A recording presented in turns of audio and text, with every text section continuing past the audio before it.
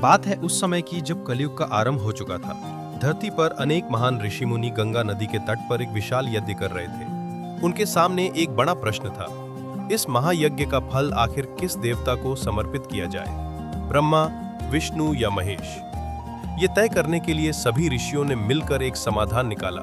उन्होंने चुना अपने बीच के एक महान तपस्वी, पर अपने तेज और क्रोध के लिए विख्यात महर्षि भृगु को। उन्हें ये कठिन कार्य सौंपा गया कि वे त्रिदेवों की परीक्षा लें और बताएं कि उनमें से कौन सबसे अधिक सत्व गुण से युक्त है। महर्षि भृगु अपनी दिव्य शक्तियों के साथ परीक्षा लेने निकले। सबसे पहले वे ब्रह्मलोक पहुंचे। वहां भगवान ब्रह्मा अपनी सृष्टि के कार्यों में इतने लीन थे कि उन्होंने भृगु ऋषि के आने पर ज्यादा ध्यान नहीं दिया। भृगु को लगा कि ब्रह्मा जी अहंकार में हैं। क्रोधित होकर उन्होंने ब्रह्मा जी को श्राप दिया कि धरती पर उनकी पूजा बहुत कम होगी। इसके बाद वे कैलाश पर्वत पर भगवान शिव के दर्शन करने पहुंचे। उस समय भगवान शिव माता पार्वती के साथ अपने व्यक्तिगत क्षणों में लीन थे। जब भृगु ने उनसे मिलने की अनुमति मांगी तो शिव ने उन्हें कुछ देर प्रतीक्षा करने को कहा। भृगु को यह अपमान लगा। उनका क्रोध और बढ़ गया और उन्होंने शिव को भी श्राप दिया कि उनकी पूजा केवल लिंग रूप में की जाएगी।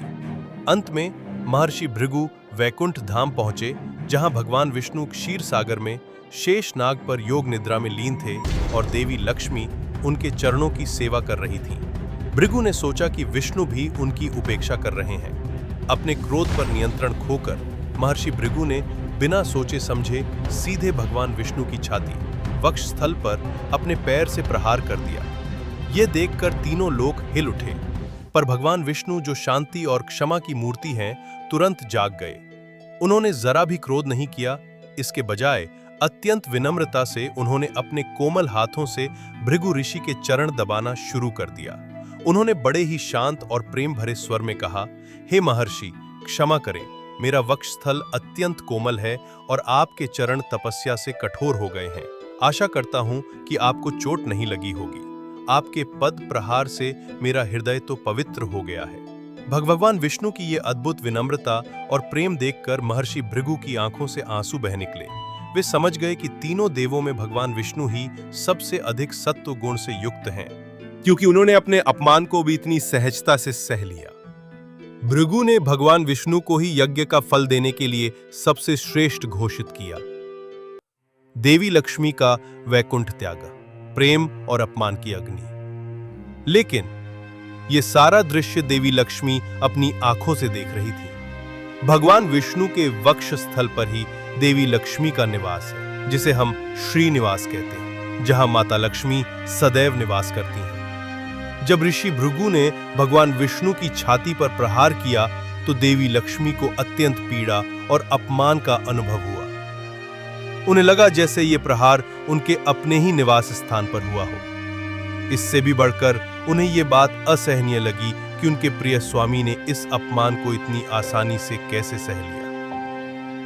देवी लक्ष्मी, जो भगवान विष्णु के सम्मान और गरिमा की रक्षक हैं, उन्हें लगा कि जहां उनके स्वामी का ही अपमान हुआ है, वहां उनका रहना ठीक नहीं। अत्यंत व्यथित और अपमानित महसूस करते हुए लक्ष्मी देवी ने उसी क्षण ये निश्चय किया कि वे अब वैकुंठ में नहीं रहेंगी। वे भगवान विष्णु को छोड़कर उसी क्षण वैकुंठ धाम से अंतर्ध्यान हो गईं और धरती लोक की ओर चली गईं। धरती पर कुछ कथाओं के अनुसार वे कोल्हापुर में गुप्त रूप से निवास करने लगी। वहीं तिरुपति की मुख्य कथा के अनुसार उन्होंने एक दिव्य कमल से पद्मावती के रूप में अवतार लिया। विष्णु का विरह और पृथ्वी पर आगमन। जब लक्ष्मी देवी वैकुंठ से चली गईं, तो वैकुंठ की सारी शोभा और समृद्धि जैसे अदृश्य हो गई। भगवान विष्णु अपनी प्रिय पत्नी के विरह में अत्यंत व्याकुल हो गए। उनका दिव्य मुख मंडल भी उदास हो गया और उन्हें वैकुंठ सूना सूना लगने लगा। लक्ष्मी जी के बिना उनका मन नहीं लगा। उन्हें खोजते हुए भगवान विष्णु भी धरती लोक पर आए। वे अनगिनत स्थानों पर घूमते रहे, पर कहीं भी उन्हें अपनी प्रिय लक्ष्मी नहीं मिली। विरह की अग्नि में जलते हुए भगवान विष्णु तिरुमाला पर्वत की शेषाचलम पहाड़ियों पर आए और एक चींटी के बिल एक छोटा सा वाल्मीकि आश्रम में छिपकर घोर तपस्या करने लगे। उन्होंने भोजन और निद्रा तक त्याग दी। ब्रह्मा, शिव, गाय और चरवाहे की कहानी भगवान विष्णु की इस दयनीय दशा को देखकर ब्रह्मा और शिव को उन पर दया आ गई। वे जानते थे कि लक्ष्मी के बिना सृष्टि में संतुलन बिगड़ जाएगा। तब भगवान ब्रह्मा ने एक गाय का रूप लिया और भगवान शिव ने एक बछड़े का रूप लिया। उधर लक्ष्मी जी को जब भगवान विष्णु की इस तपस्या का पता चला तो उन्होंने भी उनकी मदद करने की सोची। वे एक ग्वालिन गायों को चराने वाली का रूप धारण कर उस गाय और बछड़े को पास के चोल राजा को बेच दिया। चोल राजा ने उस गाय और बछड़े को खरीदा और अपने चरवाहों के साथ तिरुमाला पर्वत पर चराने के लिए भेज दिया। ये गाय रोज पहाड़ पर जाती और चुपचाप चींटी के बिल में छिपे भगवान विष्णु को अपना दूध पिलाती थी। जब गाय कम दूध देने लगी तो राजा के चरवाहे को शक हुआ। उसने गाय का पीछा किया और उसे चींटी के बिल पर दूध पिलाते हुए देख लिया। चरवाहे को लगा कि गाय दूध बर्बाद कर रही है। क्रोध में आकर उसने अपनी कुल्हाड़ी से गाय को मारना चाहा, लेकिन भगवान विष्णु ने गाय को बचाने के लिए खुद को आगे कर दिया। कुल्हाड़ी का प्रहार उनकी माथे पर लगा। भगवान विष्णु के माथे से रक्त बहने लगा। इस प्रहार से क्रोधित होकर भगवान विष्णु ने चरवाहे और राजा को श्राप दिया कि वे दानव बन जाएंगे। चरवाहे का उसी क्षण देहांत हो गया। राजा ने घबराकर भगवान विष्णु से क्षमा मांगी। भगवान विष्णु ने राजा पर दया की और कहा कि वे अगले जन्म में आकाश राजा के रूप में जन्म लेंगे और उनकी पुत्री पद्मावती से भगवान विष्णु का विवाह करवाएंगे, तभी उनका श्राप मुक्त होगा। वेंकटेश्वर स्वामी और माता पद्मावती का मिलन। भगवान विष्णु इस घटना के बाद तिरुमाला पर्वत पर ही एक आश्रम में चले गए। वहां उन्हें वकुला देवी मिली, जो पिछले जन्म में भगवान कृष्ण की माता यशोदा थी। भगवान कृष्ण ने उन्हें वचन दिया था कि वे कलयुग में उनके बेटे के रूप में पुनः जन्म लेंगे।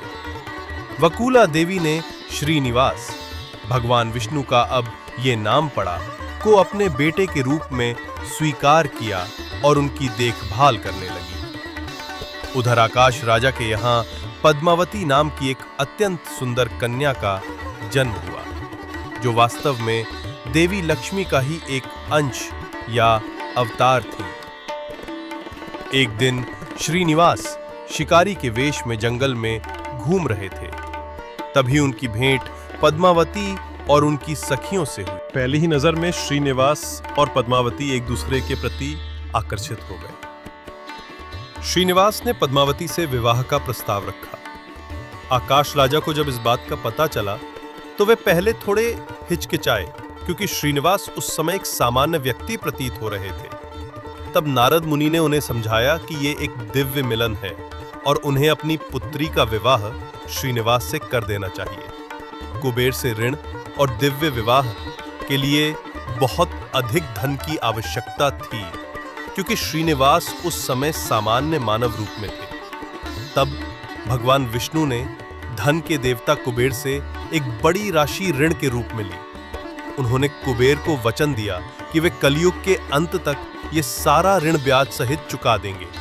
इस उधार लिए हुए धन से भगवान श्रीनिवास और राजकुमारी पद्मावती का एक अत्यंत भव्य और दिव्य विवाह हुआ। इस विवाह में सभी देवी देवता, ऋषि मुनि और ब्रह्मा शिव भी उपस्थित थे। तिरुमाला में स्थापना और ऋण चुकाने की परंपरा विवाह के बाद भगवान श्रीनिवास और देवी पद्मावती तिरुमाला पर्वत पर ही स्थायी रूप से स्थापित हो गए। भगवान विष्णु ने वचन दिया था कि वे कलयुग में मानवता के कल्याण के लिए इसी स्थान पर निवास करेंगे। यही कारण है कि तिरुमाला के पहाड़ियों पर भगवान वेंकटेश्वर स्वामी तिरुपति बालाजी का विशाल और भव्य मंदिर स्थापित है। भगवान वेंकटेश्वर की मूर्ति शुद्ध काले पत्थर की बनी है, जो इतनी सजीव प्रतीत होती है कि लगता है साक्षात भगवान ही खड़े हैं। उनके वक्षस्थल पर माता लक्ष्मी और पद्मावती दोनों का वास है। ऋण चुकाने की परंपरा। कुबेर से लिए गए ऋण को चुकाने के लिए भगवान वेंकटेश्वर के मंदिर में भक्त अपनी श्रद्धा से धन, सोना और अन्य मूल्यवान वस्तुओं का दान करते हैं। ये माना जाता है कि भक्त अपने दान के माध्यम से भगवान को उनका ऋण चुकाने में सहायता करते हैं। इसी कारण से तिरुपति बालाजी मंदिर दुनिया के सबसे अमीर मंदिरों में से एक है। केकेश दान, बालों का दान। तिरुपति में केश दान करने की भी एक विशेष परंपरा है। इसके पीछे कई मान्यताएं हैं। एक कथा के अनुसार जब श्रीनिवास को कुल्हाड़ी से चोट लगी थी तो उनके सिर पर घाव आया था और उनके बाल गिर गए थे। तब नीला देवी, एक देवी जो बालों की देवी हैं, ने अपने बाल काटकर उनके घाव पर लगाए जिससे वे ठीक हो। इसकी स्मृति में भक्त अपने केश दान करते हैं, जो अहंकार त्याग और भगवान के प्रति पूर्ण समर्पण का प्रतीक भी माना जाता है। तो ये थी श्री तिरुपति बालाजी की वो अद्भुत कथा जो केवल भगवान के अवतार की कहानी नहीं बल्कि मां लक्ष्मी के गहरे प्रेम और उनके त्याग का भी प्रमाण है। ये गाथा हमें सिखाती है कि कैसे प्रेम और धर्म की स्थापना के लिए भगवान हर सीमा पार कर सकते हैं और कैसे मां लक्ष्मी का प्रेम इतना असीम है कि वो अपने प्रिय के सम्मान में वैकुंठ तक त्याग सकते हैं। ऐसी ही दिव्य कथाओं के लिए सब्सक्राइब करें। भक्ति से भरपूर कहानियां सीधे आपके दिल में।